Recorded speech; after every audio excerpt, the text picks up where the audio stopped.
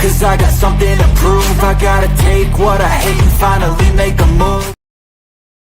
What's going on, everybody? Welcome to NFL The Betting Blitz Wild Card Weekend 2026, one of the biggest football weekends of the year. Mike and I have been talking backstage. We're fired up. We're here on a Friday. It is Friday afternoon, January the 9th. We're leading into doubleheader Saturday, tripleheader Sunday, and Monday Night Football in Pittsburgh. This is our last big show until the fall. Mike, I couldn't be more excited to be here. How you feeling on this Friday afternoon?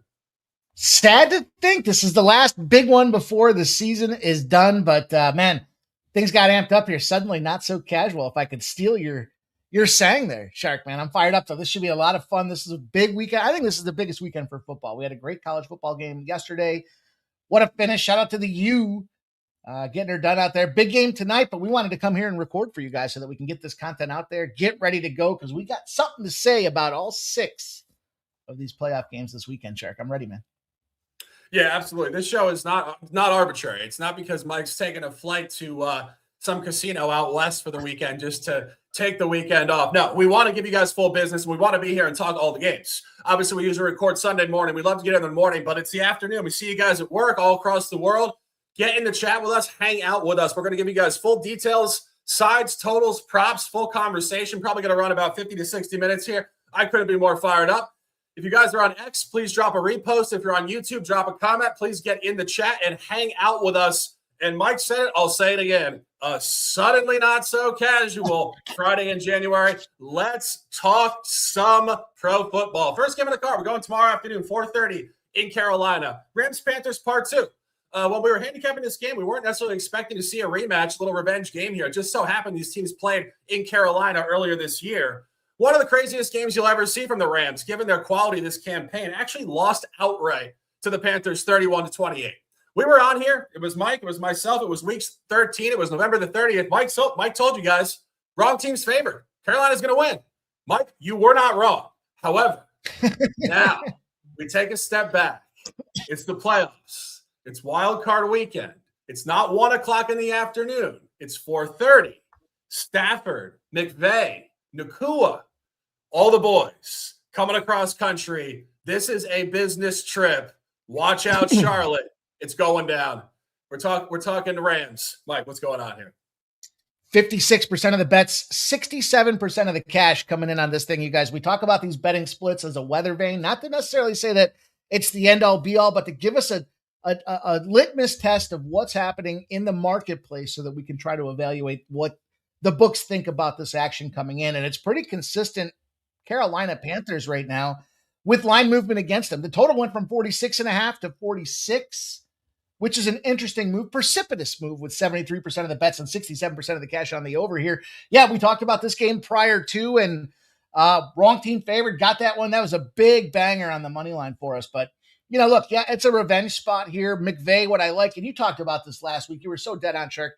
He got the boys fired up there. He made them play in that first half, played them into that game quite a bit because he wanted them to kind of get the, dust the cobwebs off, get everybody in playoff game shape mode. So business trip and then some. Probably going to put the boot to ass on this Carolina Panthers team. This is one of 3 games that shows us first-time quarterbacks in the postseason. We'll talk a little bit about how some of those numbers come out through the process here, but it feels to me like this Rams team, look, I'll give you a stat right off the hop because it's going to apply unilaterally to all 3 of these. And it has to do with quarterbacks making their first playoff start against quarterbacks who have playoff experience. Pretty simple, right? They brand new, guys been here before. 20, 39, and 1 against the spread are those rookie debuting quarterbacks in the playoffs. 20 and 40 straight up. Now you look at this one and you see the spread. It's this way for a reason. Yeah, it's going to be ugly. It's going to be an opening spot where everyone's like, whoa, and maybe it is just this easy here. The Rams are 10-0 against the spread going back to December 23 when their opponent allowed less than 17 points the previous game. In other words, they are the step up in class. They are the benchmark, and other teams are just trying to get ready to play against them out there. Furthermore, we see that double digits in the NFL playoffs have been a dominant fashion out there. Double-digit favorites, 14-0 outright, 12-2 against the spread. I like this, LA Rams spot here. I like the LA Rams first half. I like the LA Rams full game. I'm going to go with this thing here. I'm going to lay the line Play it and lay it, baby. Let's go. Yeah, no, I have a ton on this game. This game really kind of blew me away when I was handicapping it last night. When you really start to look at this game, first of all, excuse me, the buy hat is engaged. Top play, we're taking -9.5 at -130 or 10.5. Either way, it doesn't matter. This is going to be a blowout. But no, Mike, you're laying me into it. And when you really look at that game that was played in Week 13, I would venture to say it might have been the most outlierish game of the entire season. Let me just give you guys a little breakdown on what happened in this game. In the first quarter alone, Stafford threw an interception at the Carolina 4-yard line when the Rams were about to score a touchdown. He gets the ball back and immediately throws a pick six still in the first quarter. Then throughout the game, the Carolina Panthers scored 3 touchdowns. They scored a 35-yard touchdown on 3rd and 8. They scored a 33-yard touchdown on 4th and 3. And they scored a 43-yard touchdown on 4th and 2. Give me another game all year where a team scored 3 touchdowns over 33 yards on 3rd or 4th down. Insane outlier. And I have written down here, what? Like, how did this go down like that? Who's smart, right? Sean McVay.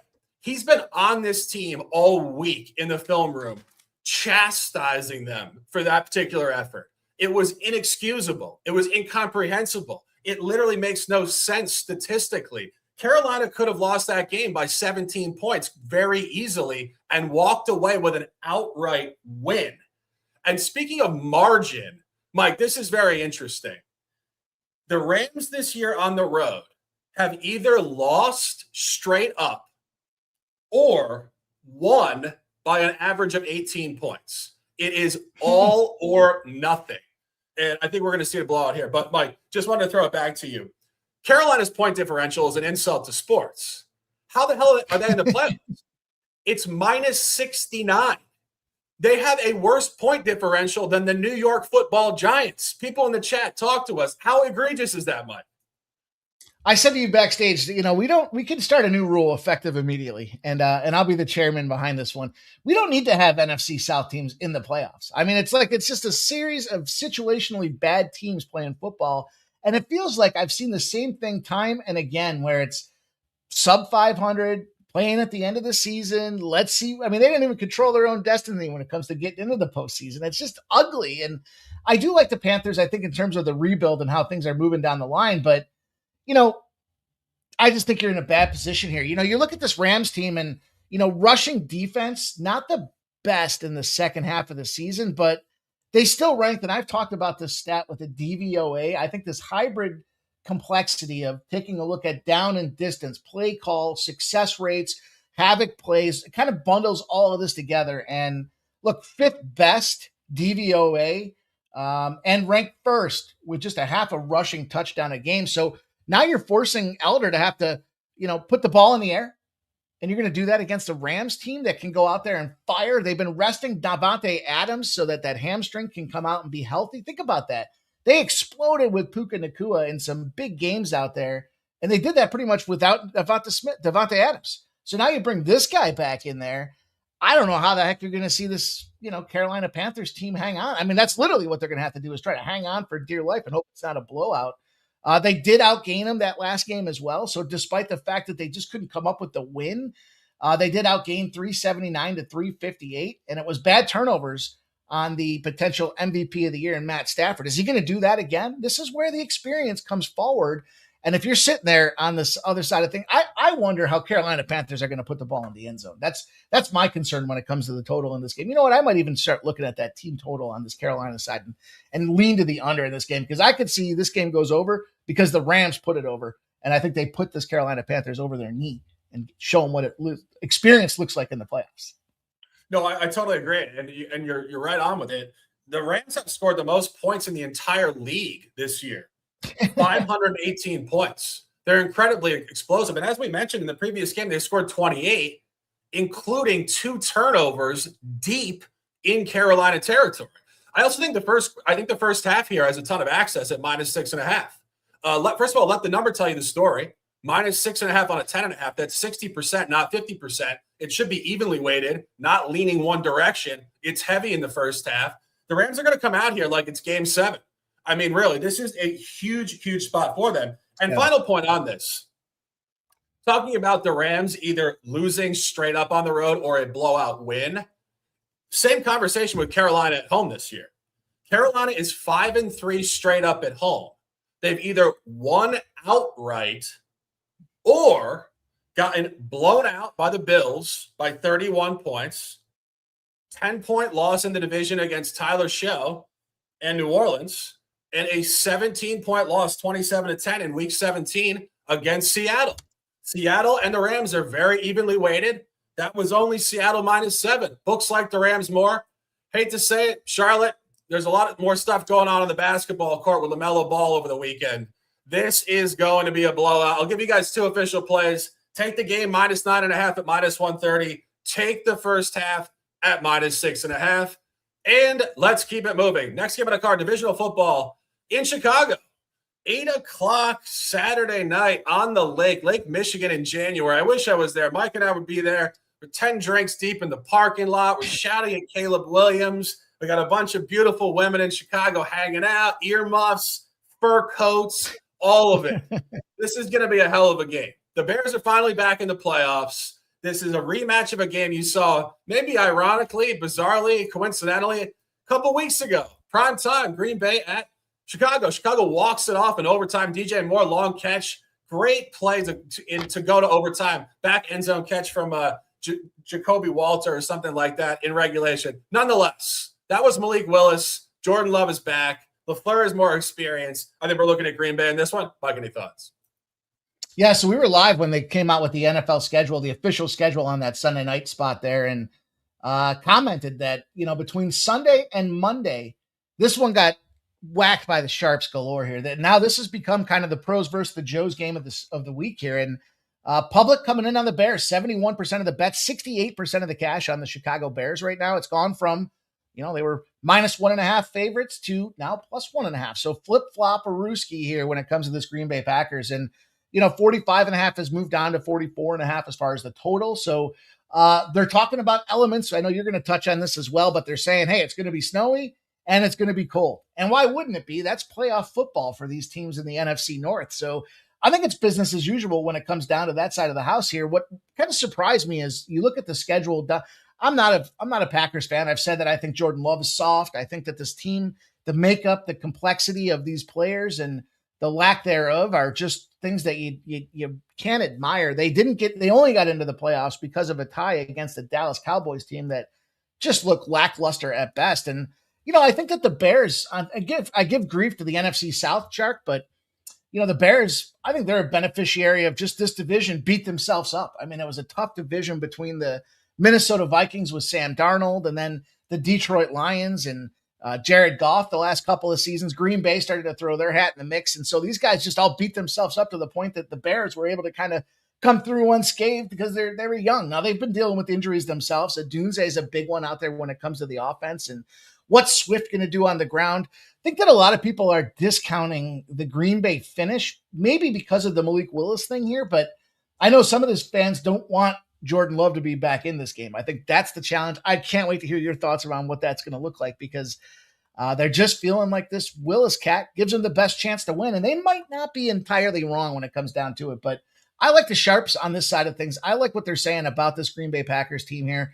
I just think, again, the experience or lack thereof, bottom line, you're going to fall behind to a Green Bay Packers team in the postseason.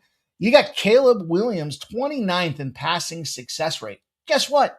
That's bottom of the league when it comes down to it. So you put a favorite in the playoffs against a divisional opponent. They're 9-0 outright, and they steamroll them. 18 points is the margin of victory out there. 6-3 against the spread. This is a Green Bay spot all day, twice on Saturday for me because it is a playoff Saturday, Shark. What do you think about that? I agree. And, Green Bay has dominated the Bears for years, and I think they're going to revert back to that. And, you talk about Malik Willis. Interesting. I was actually in Virginia in May of 2022 during the NFL draft, and I was at a bar in Richmond, and these kids sitting next to me were like best friends with Malik Willis. And I'm sitting there watching the Mavs play the Jazz in the playoffs in the NBA, and these guys are talking my ear off about Malik Willis. And I'm like, guys, how many shots do I need to buy you for you to shut up about this guy? Now I know why. He's great. I think Malik Willis could be a starter for another team next year, really. But anyway, we're here with Jordan Love. Go back to that game played Saturday night, December the 20th. Green Bay lost the game, but they were in complete control of the game. Green Bay in that game was 0 for 5 in the red zone, which is almost impossible to do. Chicago was 1 for 2 in the red zone. They only made it down to past the 20-yard line twice. So they're not really moving the ball here, really at all. And you talk about the discipline in the game. Chicago had 10 penalties for 105 yards and totally got away with it. This is where Green Bay will come back. Couple more points on this. When you see Caleb Williams at home, this goes back to last year too under Eberflus. Very transparent in terms of the line. He has actually performed great against the spread as a home favorite and not good as a home dog. It's fairly transparent. The only time this year he was actually a dog within a divisional matchup at home, you have to go back to week 1 against J.J. McCarthy, primetime Monday Night Football against the Vikings. Vikings were actually laying almost an identical figure. They were -1, -1.5. And the Vikings did beat the Bears 27-24. So all these things line up. I think Green Bay gets revenge. And I think the statistics just point to Green Bay here. One final point on this. Green Bay actually comes into this game on a 4-game losing streak. And there's a lot of narratives that you can't buy a team who's cratering down going into the playoffs. This is incredibly unique. This guy, Jordan Love, got concussed 3 weeks ago. You had a backup quarterback, and last week you had Clayton Tune, who won't be in the league next year. The kid barely could. They didn't get shut out because LaFleur decided to kick a field goal at the final play of the game just to avoid a shutout. No idea why. The only other time this year Green Bay actually went 0-4 straight up in ATS. Actually, 0-4 ATS. We've been talking about this all year, Mike. This, whatever reason, the buy element to a team who is 0-4 the previous 4 weeks. They did actually go 0-4 ATS mid-season before a primetime road game as a favorite at Pittsburgh, and they beat Pittsburgh heavily 35-25 with Jordan Love at quarterback. It's basically the same game. I see Green Bay winning. I also see points. Mike, one further comment on this, and we'll move on to Sunday. The weather is a conversation across the internet and mainstream media. It's going to be cold. It's going to be windy, snowy. And one of the false narratives you see oftentimes with weather in football is that inclement weather, particularly in January, leads to no points. And I've been on here for years trying to dispel this and actually give more emphasis to the fact that it's difficult on defenses who are playing reactive football as opposed to downhill, offensive, proactive football. I think this hurts the defense more, Mike. What do you think? Yeah, I think you're right on when it comes down to that, right? We know the offense has the advantage when there is elements because they know where they're going, and the defense has to read and react. And, I wanted to comment a little bit as far as how I think the pace of this game goes here. I'm not against this total. I think that we get later in the day, the wind tends – I'm a Great Lakes guy. I live in the Great Lakes region. Guess what happens when it gets dark out? The wind tends to die down. The weather tends to subside, and you get pretty much a traditional night out in January, and it's going to be cold. And could that lead to some lower, slower pace? Potentially. I do think these two teams want to run the ball, though, and it comes down to a fact of strengths versus weaknesses, and both these two teams, when it comes to the ground game, are just putrid. 23rd and 24th in the DVOA metrics against the run. So look, you're going to want to see if you're looking to play touchdown props, you got to take a look. How can you not consider Josh Jacobs? And you want to consider him for a 2-pack because it's a plus 500 spot out there when you look at it. You might want to consider parlaying Jacobs and Swift together. That's going to give you a nice little plus 350 return. But the other spot that I kind of like when it comes down to it here, how about some defensive touchdowns? Defense or special teams both become alive in a game where I think score can get up there. I think we see a run game, but when somebody has to pass the ball, that's where I think the turnover becomes very vulnerable. The cold ball bounces out of the hands and winds its way into Green Bay's defense, and they're able to go down the field and catch that touchdown against that rookie or debuting debutant for Caleb Williams, who we already know stinks at passing the ball. So look for these defenses to score some touchdowns as well. The Green Bay defense and special teams is a plus 500. I think that's good money too, Shark. Yeah, and something we've documented throughout the season as well is Green Bay has scored the ball a lot more effectively on the road. Almost inexplicably, they've really been poor at Lambeau putting the ball in the end zone. Really to a point where it's been, I would say, bizarre. I mean, like we're talking like 10 points, 7 points, like really, really lame stuff against some of these opponents. You're going to see them score a lot more on the road. They're more comfortable on the road for whatever reason. Final point on this, going back to the point differential conversation, the Bears here are sitting here, the 2 seed in the conference, 11-6, only plus 26. 11-6, theoretically, you should be much more in the range of plus 70 or higher. Plus 26 is more of like a 500-point differential. Green Bay's 9-7-1, plus 31. So Green Bay actually has performed better against the point differential metric, which does tell you a pretty significant story. We're not going to waste any more time on this game. We see you guys in the chat hanging out here on Friday. It will be Saturday night in Chicago. I'm sorry, Chicago. Green Bay wins this game. Take the Packers money line, and let's cash. Next game on the card, going to Sunday in Jacksonville, Everbank Stadium, 1 o'clock. Big dog football, Bills at Jags. This game is going to be electric. 1 o'clock on Sunday really is a slot in time. It's obviously the usual time slot for 1 o'clock, the full slate. Everybody's watching this game. Josh Allen, campaign 8 or 9. Trevor Lawrence, second run in the playoffs. Cohen, McDermott, a lot going on. Mike, any thoughts? Yeah, plenty of thoughts with this game. Are you kidding? This has got an opportunity for high scoring, a lot of fun to watch in the football. And that's what Buffalo looks at when it comes to the postseason. You know, you look at this run and gun scoring, but the caveat here, the Jaguars play these guys incredibly tough. This line opened at -1.5. 56% of the bets, 55% of the cash as of time of this debut here Friday afternoon. Coming in on the Jacksonville Jaguars side of things, it's been enough to sway it a little bit. Some headwinds on the books are moving this down to a pick 'em. And the total's gone up 0.5 point to 51.5 with 62% of the bets and 65% of the cash on this over. I'll tell you, 2 years ago, Jacksonville shook and snuck Buffalo. Big upset win. That was one of them early day games out there. I think it was the 9 a.m. Sunday game in London, if I'm not mistaken. Shook everybody. Everybody was good. I can't believe it. Buffalo, what happened? And then they come back and listen, tough schedules on both the likes here. The Jaguars have done nothing but perform. They've shown that this Trevor Lawrence experiment isn't such an experiment, but this guy could potentially have the goods to be somebody that can produce over the long term here. Great finish in the schedule. You know, you can only play who's in front of you, but the Jaguars against Denver called that one out right there. They were 3.5-point dogs, said they were going to beat them up. They whooped up on them 34-20. Tough games against Indianapolis, 36-19, 23-17, but this has got to be Buffalo's year. And I don't just think it's a their due factor. The AFC East has crept up around them, Shark. You've got guys look, Drake May, this thing might be legit. He might be for real. And you got to like what's happening from a coaching standpoint with Vrabel. Tennessee wasn't the right fit. You bring him back to New England, and he's out there smoking everybody up. And, at the same time, though, it's really now or never. We saw this past week here, McDaniels excused from the Miami Dolphins side of the house here. The New York Jets are still trying to figure out what they're going to do from a quarterback perspective. And now nipping at their heels comes this New England Patriots team. So Buffalo's got to go out there. They've got to do it all. They've got to be explosive. And the thing that they've got, and James Cook as a running, I love this guy coming out of Georgia. Of course, Dalvin Cook's brother, but this guy runs like he's running downhill. He's a young guy, but he's an aggressive guy. And I think this is where this will pay, an impact to the Jaguar side of things, has to do specifically with that second half. And you keep trying to defend that run. And it's not just him, but you also have Josh Allen that likes to carry the ball and run. And I think Josh Allen puts this team on his back, does exactly what he has to do. He dealt with some high ankle sprain at the end of the season out there. So he got one snap in him to start last week, keep his live consecutive game streak going out there. Love the Bills in the red helmets. But I love the over in this game.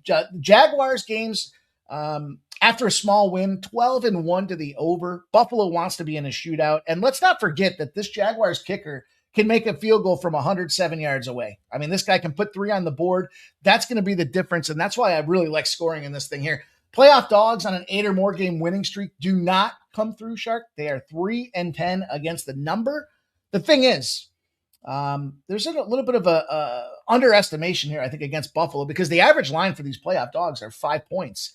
And when they're on that 8 or more game winning streak. So they're kind of putting this thing down to the pick 'em. Feels like, man, we could take this over. We could take these Bills. I think we can get double cash in our back pockets here. Not forget, live betting opportunities though, Shark, because this Buffalo Bills team tends to start slow. It's the second half, as we saw against that that New England Patriots game a couple weeks ago, that they start to excel. So, man, I really like Buffalo in this position. It's not just a homer pick. I just think this is their time, and Josh Allen's got the right experience. You said 8 or 9 campaigns deep. You tell me, what do you think? Is there a shot that the Jaguars are live in this game? Yeah, I do think so. The Jags have been great at home this year. They're 7-1. I mean, the only loss came the game before London against Seattle, which at the time we thought was kind of a bad loss. But now we see Seattle, the 1 seed in the NFC. Clearly, that was a representative loss, and they played Seattle tight. I do agree that if there was ever a year, it's got to be this year for Josh Allen. Pretty much every playoff exit has come to Mahomes or Burrow. Neither are involved. So it's like, right. Finally, he gets a free run almost. It reminds me of when the Knicks got to go to the finals against the Rockets when Jordan was playing baseball. Crazy anecdote there, but truly Jordan was dominant and the Knicks couldn't do it, so he left. Finally, Mahomes is gone. This is Allen's time. But here's the problem. I'm not picking the Jags. I see our guy says he wants to take the Jags. This is playoff football. Like, not every game is a banger play. This is graded. You look at the money line right now. Every book has this graded like almost a dead pick 'em. -110 one side, -110 the other side. Like, there's not a lot of transparency here. This is going to bounce back and forth, but that bounce back and forth is exactly what Mike said. The best look in this game is absolutely the over. The Bills love to get out and run. They get out and fly. Their defense doesn't play great. They don't travel particularly well. And Jacksonville is scoring the ball incredibly well at Everbank Stadium. Just go through their handful of games recently. They lit up the Chargers for 35. They lit up the Colts for 36. They put 48 on the Jets, where they could have easily just scored 28 and won. But no, 48. And then last week, 41. And maybe even a slightly more representative game to what we're going to see on Sunday afternoon against the Chiefs. Week 5 Monday Night Football. Tight game, high-scoring game. They won 31-28. We're not going to give you a side in this game. I wish I could give you a side. Ultimately, it's going to be a toss. Just bet the over, crack a beer at 1, or don't. Just cash your ticket, take the over, and let's cash. Next game on the card, 4:30 on Sunday afternoon. Big dog football in Philadelphia. Bird Gang hosting the Niners, a rematch of the NFC Championship game in January of 2023. The last time these teams played regular season 2023, Brock Purdy, Deebo Samuel, no longer on the roster, and others clobbered the Eagles 42-19. Mike, I know you're a fan. I used to live in the area. I really actually do like this group. I also like the Niners. Honestly, playoff football yet again. This game really is difficult. Let's talk about it. What do you think? Yeah, this is a tricky one for sure, because I think across the entire card, I had a pretty good feeling about, and maybe it's because it's my team that I'm a little apprehensive here, but look, you got to recognize that there's a ton of money coming in on the San Francisco 49ers. You got 77% of the bets, 80% of the cash, and yet just now, literally just now, this line just moved again from 5.5 to 6.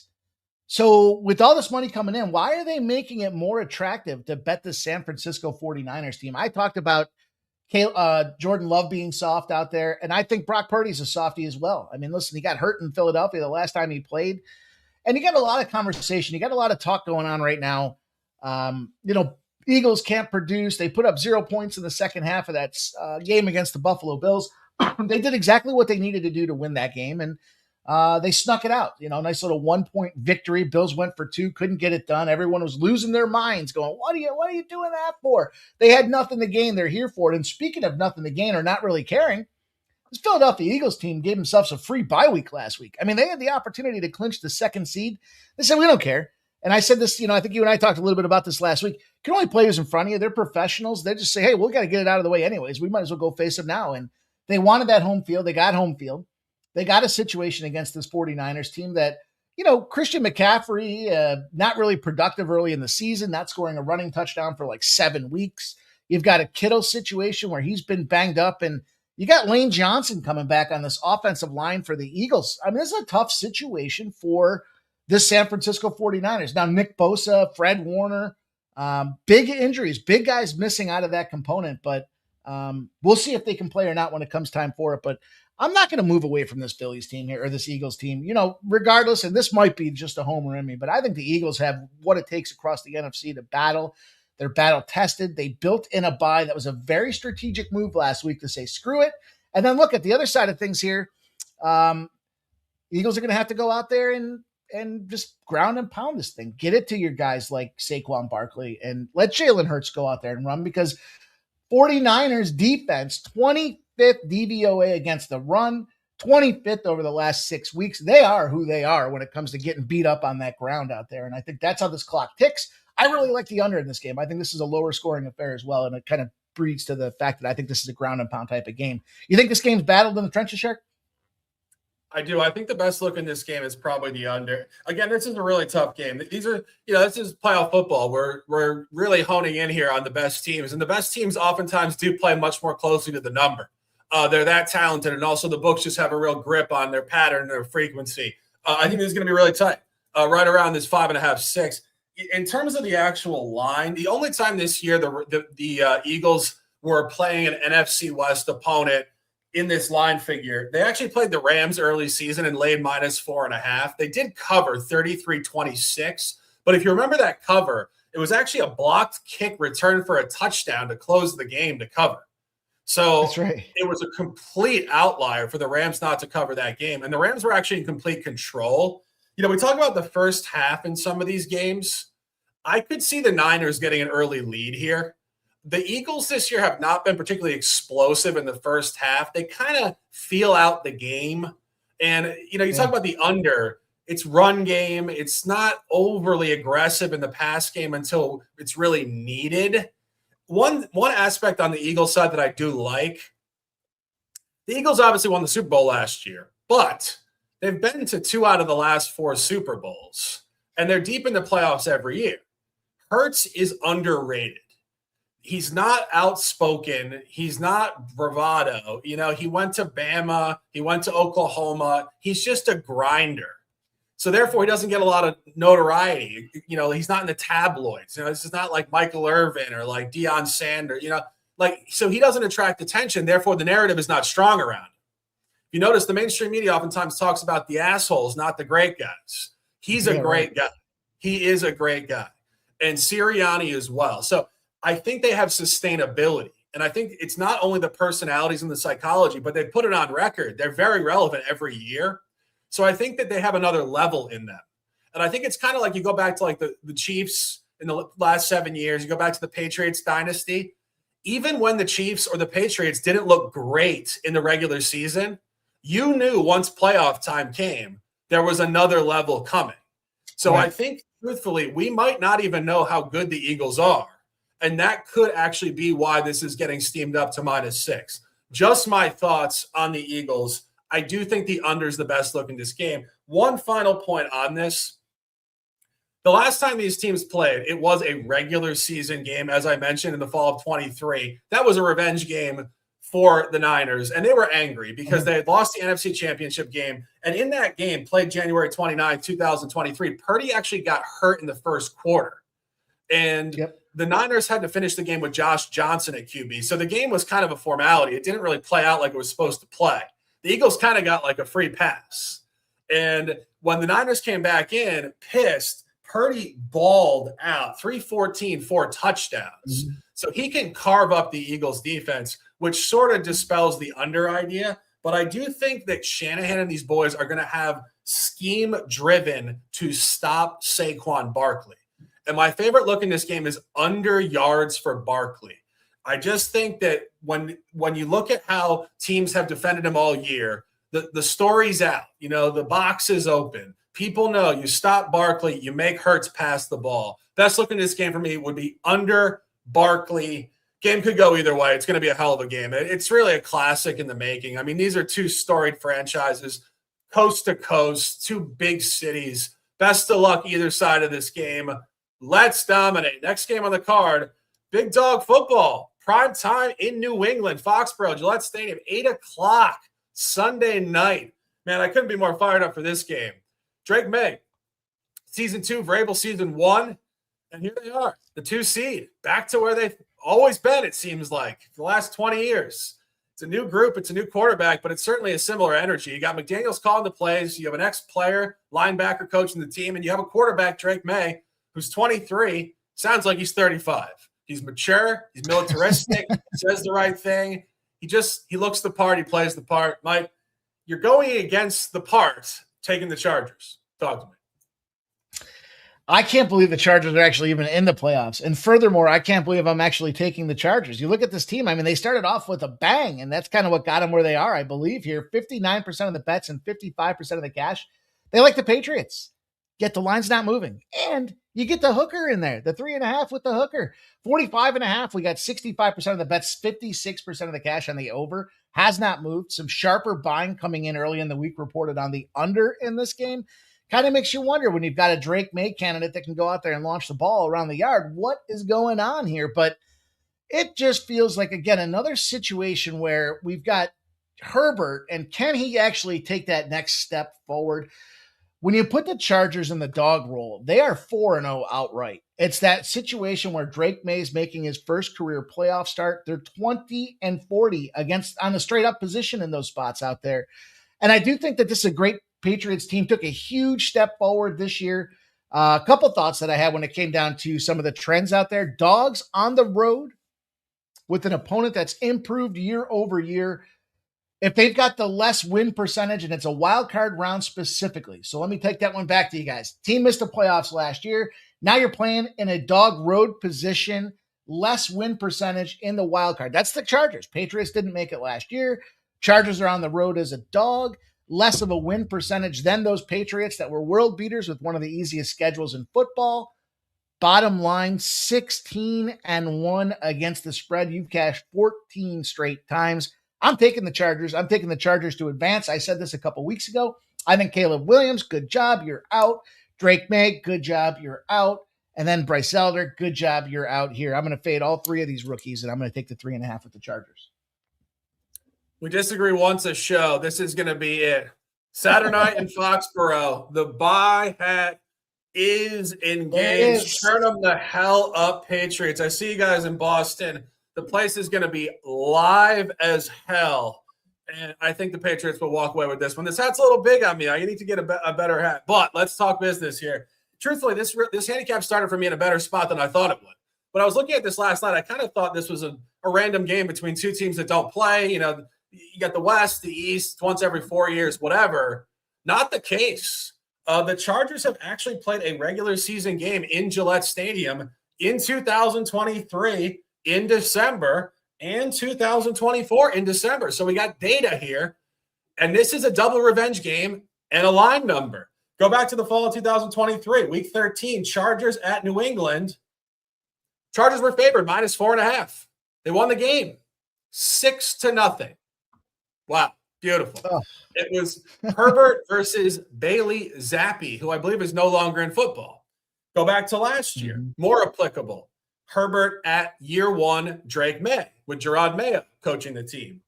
Books saw -4.5 win by 6, saw a revenge game, upgraded stadium and quarterback, liked the Chargers more, had them -6 against May last year. Chargers blowout 40-7. So in the last 2 years, the Chargers have outscored New England in this stadium 46-7. And now it goes from Chargers -6 to Patriots -3.5. The books like the Patriots here. And if you look at the Chargers have struggled in one particular environment this year. Road games out of division at Eastern time. 1-4 ATS in this environment. And 0-3 ATS road out of the division if playing specifically Eastern time, not Central time included, and really pedestrian stuff. Lost outright to the Giants, 21-18. Just fired their coach midseason. Barely beat the Dolphins, 29-27. Just fired their coach.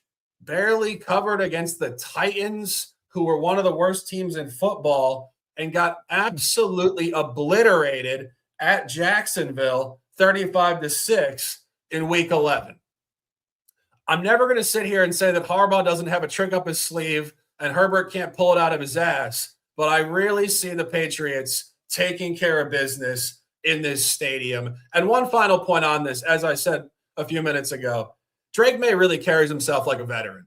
I don't know if we can specifically correlate these rookie stats or these first, playoff stats to Drake May. I wouldn't have said this 24 months ago when he was at North Carolina, throwing interceptions, and the games were 50-48 with, Mac Brown coaching the team. But he's mature, he's intelligent, he's disciplined. I see the Pats coming away with a win.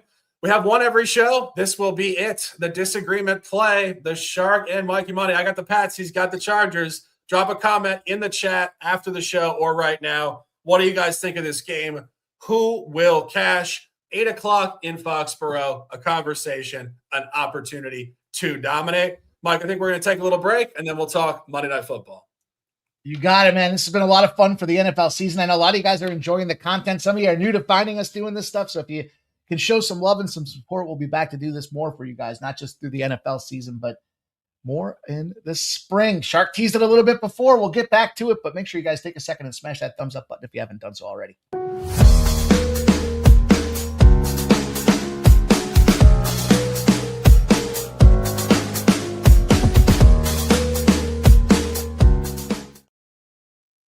Final game of Wild Card Weekend. It's going to be a treat. Monday Night Football in Pittsburgh, January the 12th, Houston at Pittsburgh. A lot of conversation to ensue on this one. This is going to be an interesting game. I think a very entertaining game, and a game we can absolutely bet with clarity. You're getting the Texans on the road. The Texans are a bye team. They're incredibly well coached. They have a great defense. The Steelers this year seemed like they just hit the lottery almost every single week. We were on here almost every single week. Mike's taking the Steelers. I'm fading the Steelers. Mike won a few. I won a few. It all culminated last weekend. All of a sudden, the Steelers are looking at the brink of elimination and maybe the career of Tomlin and Rodgers.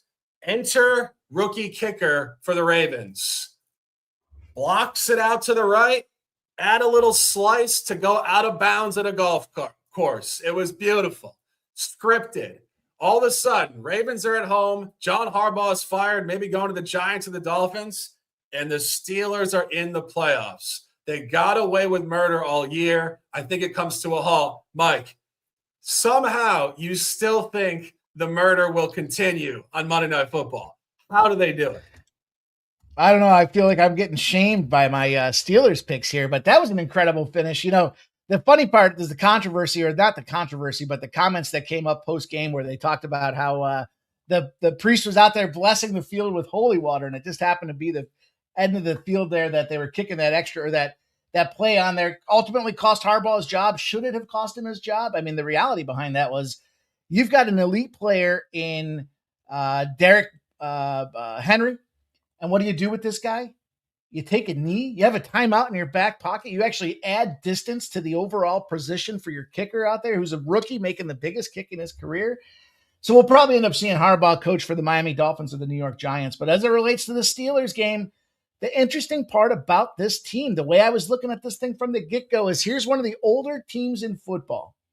And it's adjustment period for Mike Tomlin because he's used to getting in your face, rah, rah, rah, pushing you in the chest, calling you names, telling you when you're out of position. So he's had to adjust in his elderly experience here as the coach. They're suggesting maybe this is his last year out there. And I think when you look at it, you got an aged team. You bought this team. It's almost like NIL dollars in football. You're paying a lot of money to a lot of veterans. And here's the thing, with experience, knowing that it could potentially be their last run at it, they're already asking Rodgers if he's thinking about retiring after the season.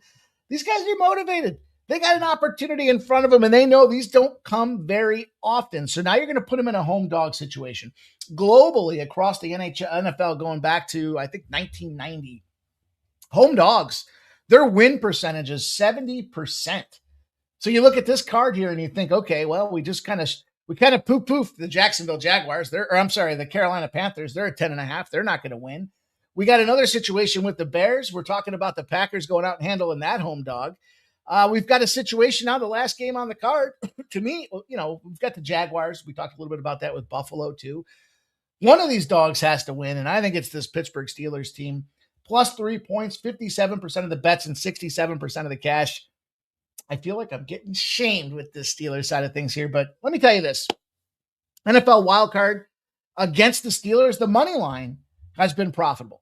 That would put you in a Texans position, but on the money line for the Texans, Tomlin, short home favorite to a dog, 34-16-4. That's that coaching in your face, but now he's got to adjust because he's got the veterans.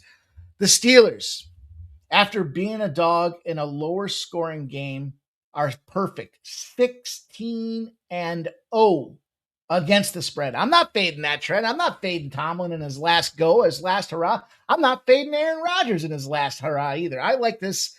I like this +3. I think this is a good spot for the Steelers. I don't know if they win outright. I think this line's pegged right. I just think we get the 3, and this is literally a 2-point type of finish. What do you think, Shark?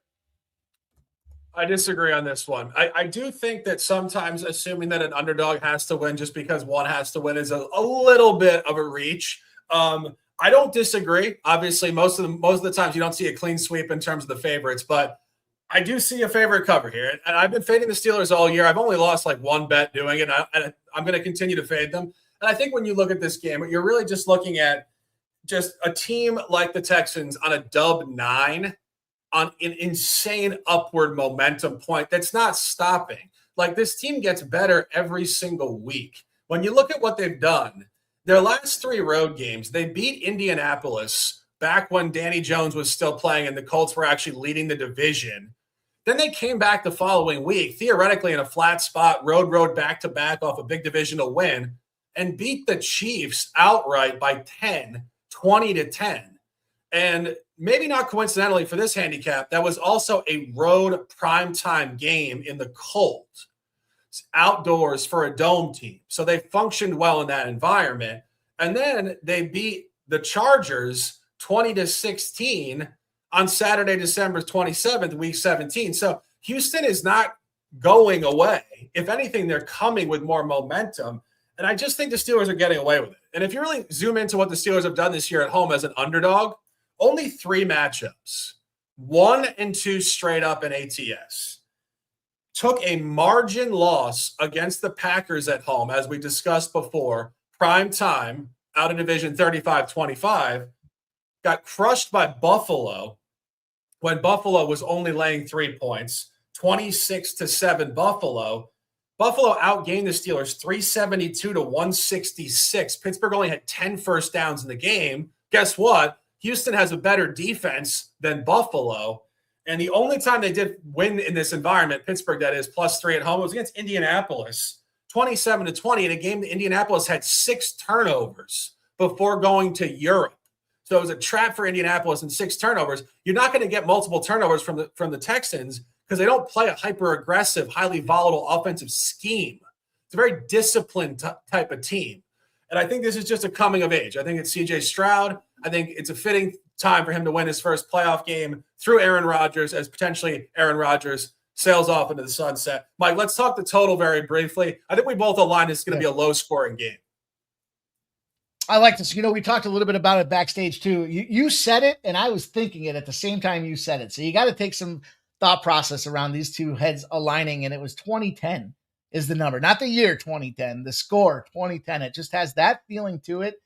I'm going to look to see what an exact number can land us out there, because you've got a very stellar defense when it comes to this, Houston, I was going to say Houston Astros, the Houston Texans side of things here.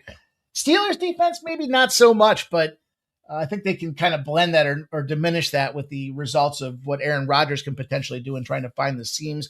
You look at a team in this Texan side of things that does bleed when it comes to getting completions, the yardage after completions. They rank 5th overall in tough defense out there, playing just an ugly defense when it comes to these big catches out there.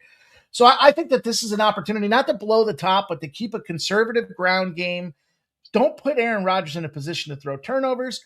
Don't put C.J. Stroud in position to throw turnovers. You'll be lucky to see some end zones out there, but I like that 20-10. And again, just the thought process, 70% of these dogs are winning at home in the playoffs for the last 30 years, 70% win rate. And we're fading 3 of them already. So I don't know. We'll see what happens with this game. But 20-10, I can't say it enough, Shark. 20-10. I'm going to look for an exact score prop for us and see if we can't get some cash on that. No, I agree. And, just one thing regarding wild card weekend as well, in terms of why the favorites could cover and it wouldn't be so crazy. This is the weekend where you see a big talent gap in the teams. Like some of these teams scraped by to get to the playoffs. And then it really clears up next weekend and divisional weekend, where those are just the big, high-quality teams playing against each other. So there might be significant talent and quality gaps in this weekend alone. Again, I think it could be here. In terms of the under, it's absolutely a top look. It's getting steamed down. It's low. Also, these teams did play 2 years ago. Pittsburgh played at Houston week 4, 2023. Houston won the game 30-6. It was against Kenny Pickett. So we're not going to compare Aaron Rodgers to Kenny Pickett, but what we will compare is the fact that DeMeco Ryans and his defense was able to bottle up whatever Tomlin and his coordinators were putting together offensively. And I think the defense really will lock in here. One final point on the spread. Mike and I were talking about this before, and Mike almost hedged his bet when I said this. This is pretty strong stuff. The only time this year CJ Stroud was favored road outside of the division, it was at an opponent from the AFC North at Baltimore in week 5. Same line, -2.5. And the Texans won 44-10. So in this window, the sports books think that the current version of the Texans is just as strong as they were against Cooper Rush with Aaron Rodgers involved. The books love the Texans here. My guy in the chat says Steelers on a Monday. I can't fuck with it. Truthfully, if we were in Pittsburgh, we'd grab some drinks, we'd hang out, we'd go to the stadium. You guys could all root for the Steelers. I would just put my glasses on and sit there like this and just tell you guys, I told you so. Houston wins the game. It's going to be an under. 53 minutes, a hell of a conversation. We will see you guys throughout the weekend as we reshare this, and we got best bets.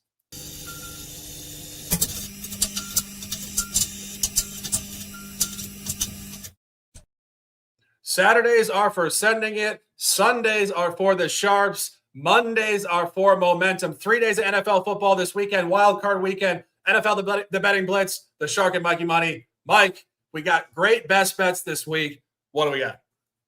Dude, we have been firing in the best bet segment. I got 3 3-1s. I got a 4-0 in there. I know you've been firing. We've been cooking with gas, man. And it's only right that we bring it to you guys here for Wild Card Weekend. So let's see if I can't lay it down here. I'm going to take the Carolina team total under 16.5. And I like this Rams -10.5. So give me a double dipper in that spot there. I think we're going to align there as it turns out. I'm going to take the Bills on the money line. I'm going to take the under 44.5 in that Eagles game. And I'll take the Steelers +3. I'll take the Steelers +3. I know we're head-to-head in that Chargers spot, but I'll take the Eagles +3. I'm sorry, the Steelers +3 to get her done. Okay, what was the first one? I got the Rams -10.5, and then Carolina team total under 16.5.